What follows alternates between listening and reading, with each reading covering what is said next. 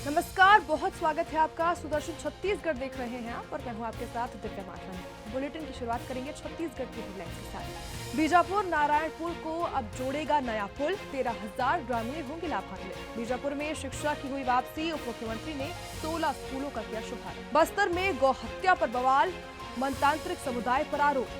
अब जानेंगे खबरें विस्तार से। छत्तीसगढ़ के उप मुख्यमंत्री और गृह मंत्री विजय शर्मा ने बीजापुर जिले के पुंडरी गांव में इंद्रावती नदी पर बन रहे पुल का निरीक्षण किया। ये पुल बीजापुर और साथ ही नारायणपुर जिले को जोड़ेगा। बता दें कि निरीक्षण के दौरान उप मुख्यमंत्री ने अधिकारियों से काम की प्रगति और साथ ही देरी के कारणों की भी जानकारी ली। उन्होंने सख्त निर्देश दिए हैं कि अब किसी भी हाल में काम में देरी बर्दाश्त नहीं होगी। उन्होंने ये भी कहा कि ये पुल केवल रास्ता ही नहीं बल्कि हजारों ग्रामीणों की जीवन रेखा है। इसके बन जाने से राशन, स्वास्थ्य, शिक्षा और रोजगार जैसी योजनाएं दूर दराज के लोगों तक अब जल्द पहुंच पाएंगी। पुल बनने के बाद 13,000 से ज्यादा ग्रामीणों को सीधा फायदा होगा और बीजापुर नारायणपुर के बीच दूरी भी घट जाएगी। छत्तीसगढ़ के उप मुख्यमंत्री और गृह मंत्री विजय शर्मा ने बीजापुर जिले में शिक्षा को बढ़ावा देने के लिए 16 स्कूलों की शुरुआत की। इनमें 14 पुराने बंद स्कूल दोबारा खोले जाएंगे और 2 नए स्कूल शुरू किए गए हैं।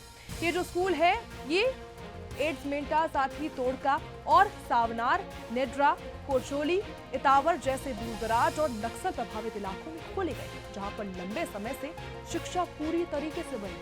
अब इन स्कूलों के संचालन से हजारों बच्चों को पढ़ाई का अवसर मिलेगा। शाला प्रवेश उत्सव में उप मुख्यमंत्री ने बच्चों का स्वागत किया और पढ़ाई, खेल और साथ ही संस्कारों में आगे बढ़ने की उनको शुभकामनाएं दी। उन्होंने मेधावी छात्रों को 5,000 रुपए की प्रोत्साहन राशि भी दी और अच्छे शिक्षक और टॉपर्स को सम्मानित भी किया गया।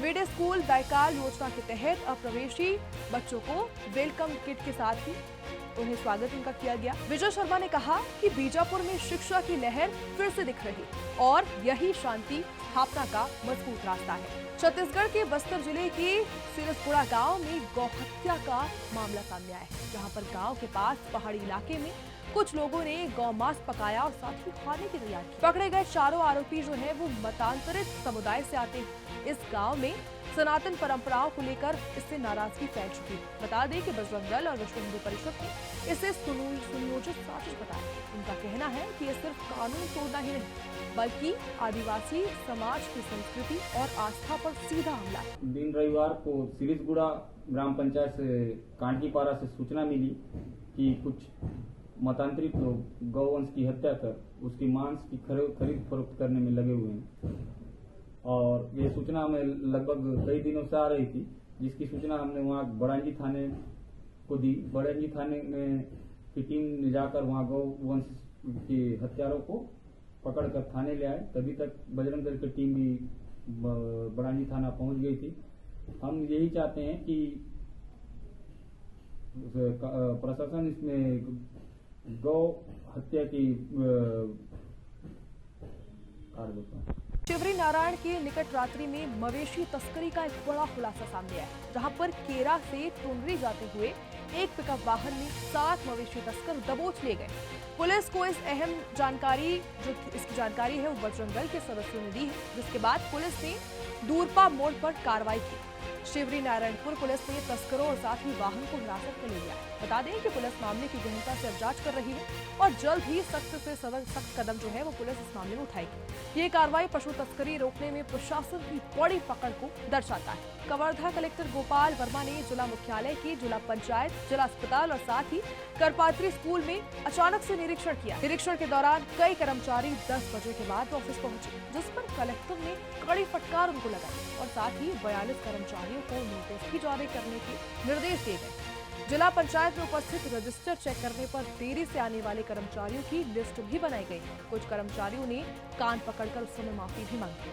कलेक्टर ने कहा है कि समय पर पहुंचना जरूरी है, क्योंकि ये जो संस्थान है जन सेवा से जुड़ी हुई संस्था है। शासन ने काम का समय सुबह करीब 10 बजे तय किया है, जिसका पालन हर हाल में होना चाहिए।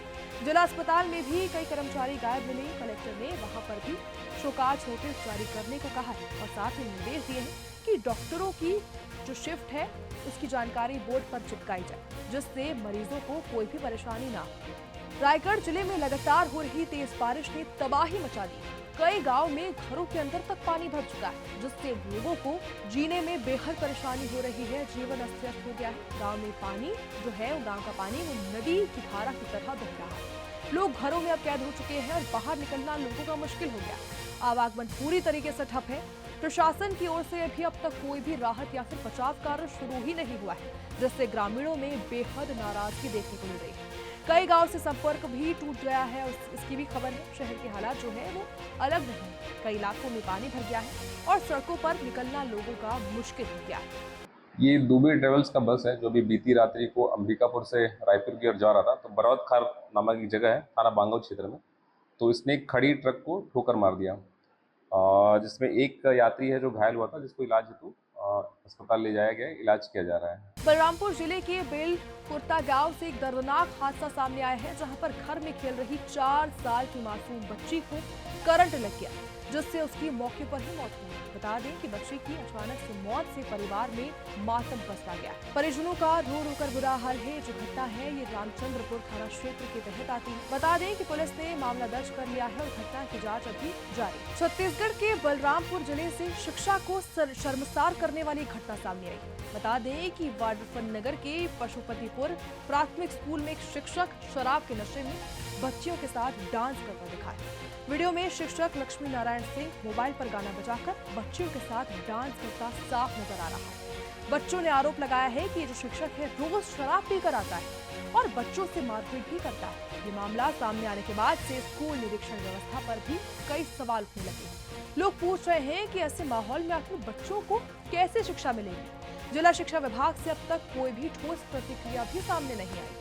फिलहाल के बुलेटिन में इतना ही। छत्तीसगढ़ की तमाम